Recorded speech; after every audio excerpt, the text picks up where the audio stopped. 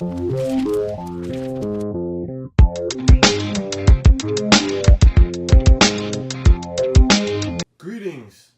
ComicHead 84 coming at you with a new haul for today. And great Caesar's Ghost did I score. I got some great books today, and I'm pumped to show you guys. Man, today was a good haul. I picked up about yay high amount of books, so I'm not going to go through a ton of books with you guys today, but damn, today was definitely a quality over quantity kind of haul, and I feel like I got a lot of bang for my buck, you know. So let me walk you through these books. I'm probably not going to go exactly what I paid for each book, but I do want to let you guys know. I always appreciate it when someone is going through the haul and they share what they paid for the book, you know.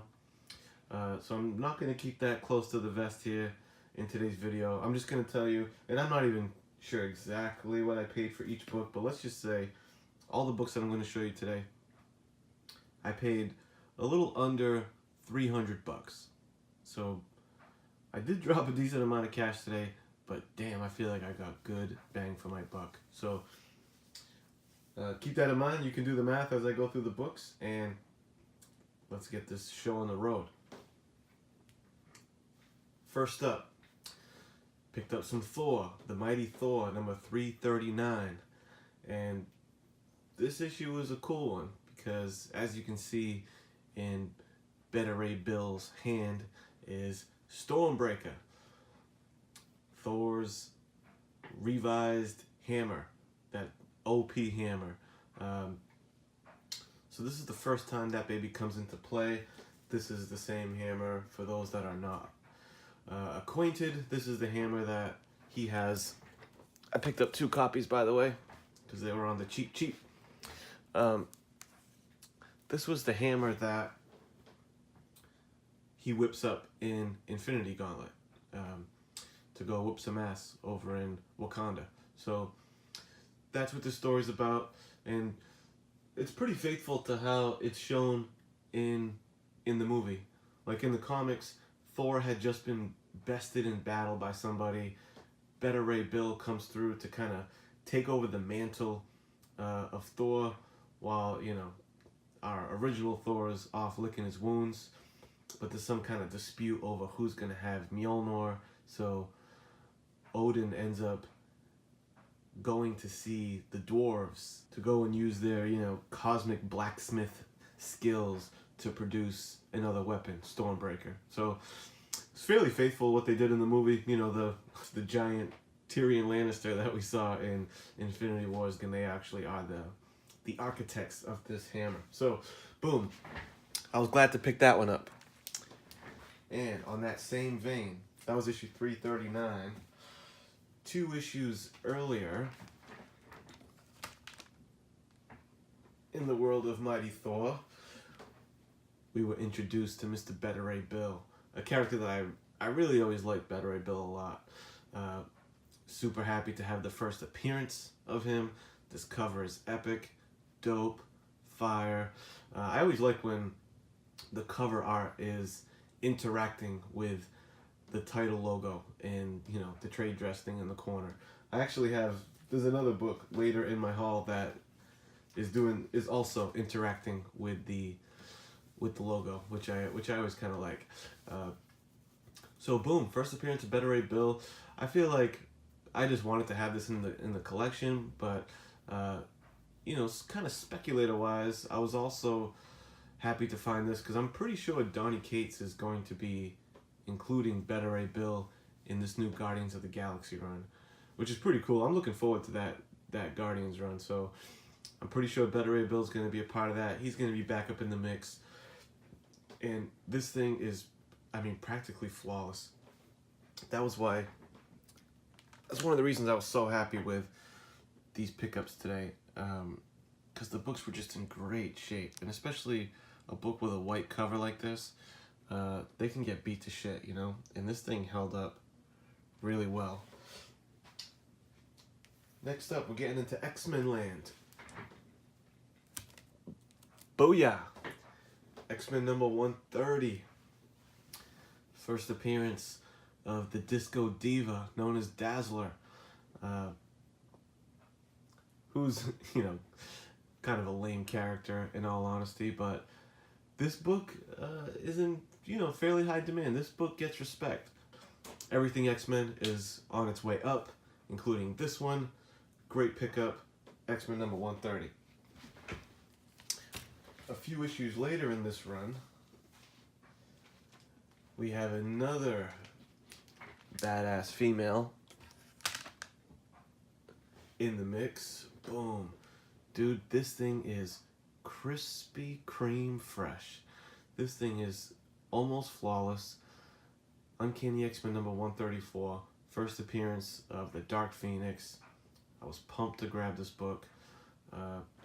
Like I said, yet again in great shape. A little backstory on these books. It's a little, almost kind of novelty shop that, sells comics, vinyl records, kind of like nostalgic tchotchkes and whatnot.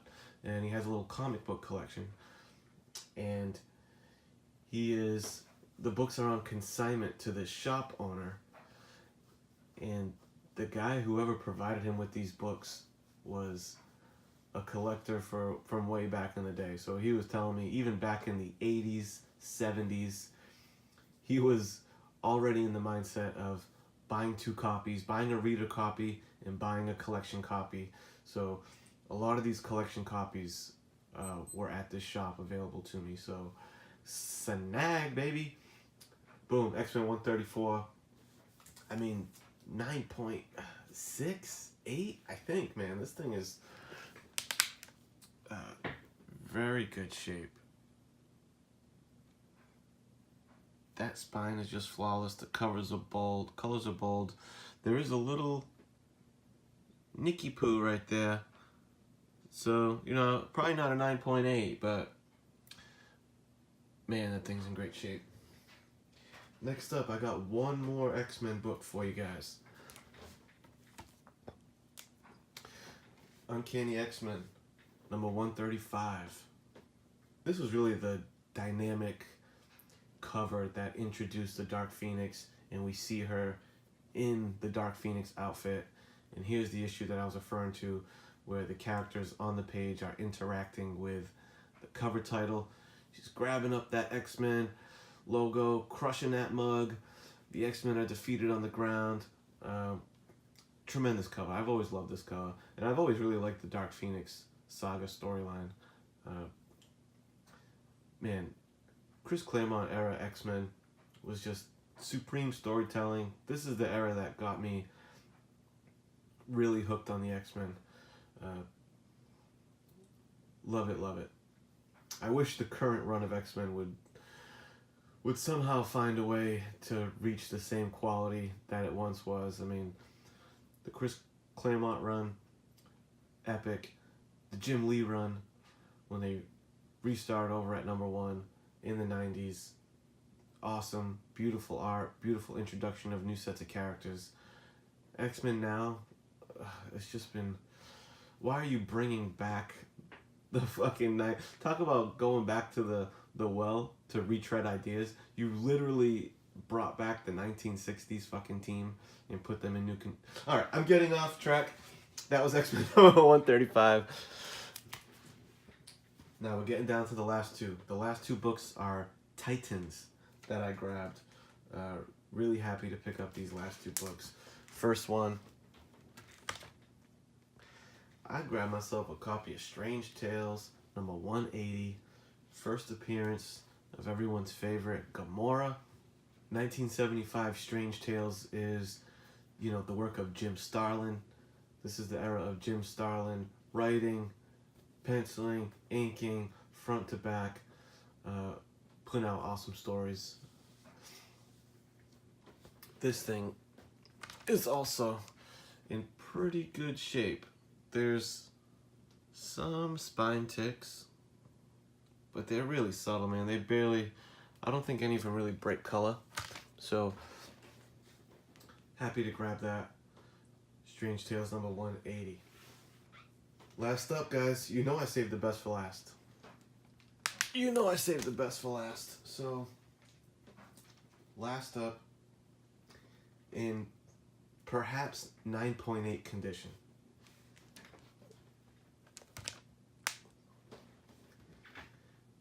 Yeah, baby. Marvel Team Up number 141. Black Suit Spider-Man. Now, Black Suit Spider-Man, first appearance of the black suit? Question mark? The first appearance of the black Spider-Man suit is an interesting one because there's no definitive for the longest time, and I think still to this point, the first appearance of the black suit has always been ASM 252, but you also have Spectacular Spider-Man number 90. Secret Wars number 8 too is also one of those that's like close to being the first appearance of the black suit, and also now this one. I feel like this one has become a little more prominent of late as a first appearance of the Black Spider-Man suit, Marvel Team Up number 141.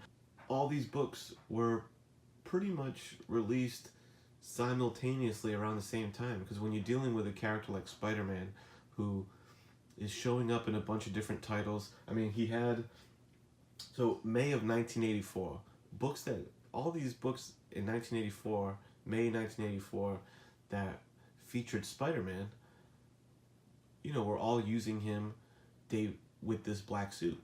When you have the character appearing in 3, 4, 5 different titles at a time on any given month, you're gonna get some discrepancy on what's actually considered a first appearance.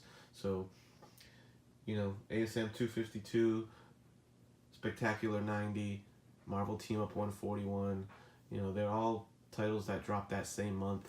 I don't see how any book is really going to be considered the first black suit appearance because of, that simultaneous release of these books.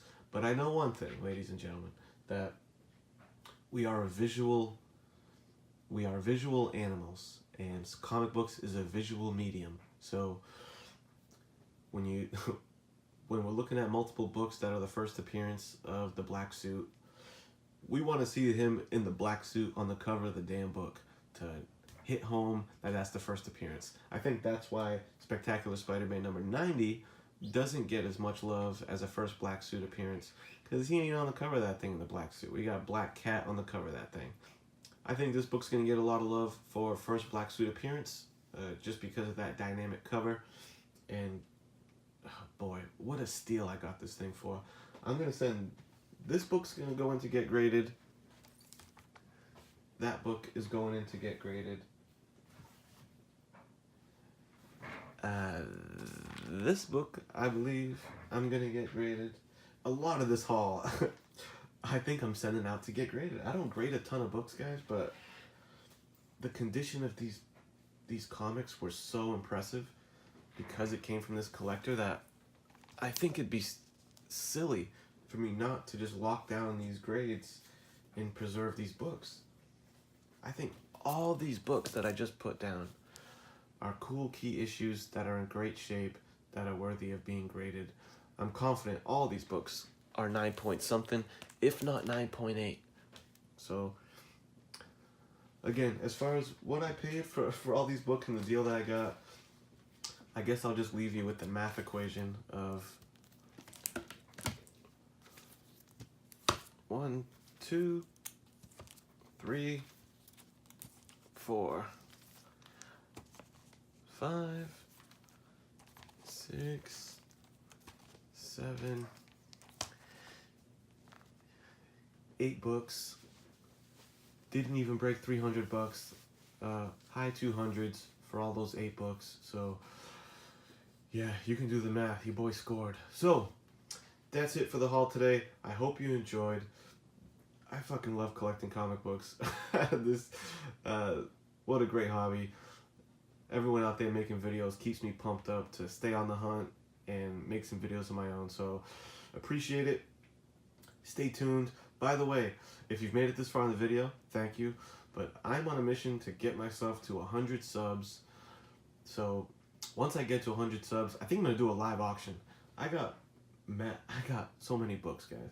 I got box after box of gems that I'm thinking of. It'd be fun to just run an auction, do a live chat with you guys, get in front of the camera. Right now, I don't really feel a need to, jump in front of the camera. It's really about the books right now, but jump in front of the camera, have some fun, auction off some books, and have a good time. So I really don't even want to think about that until I have like at least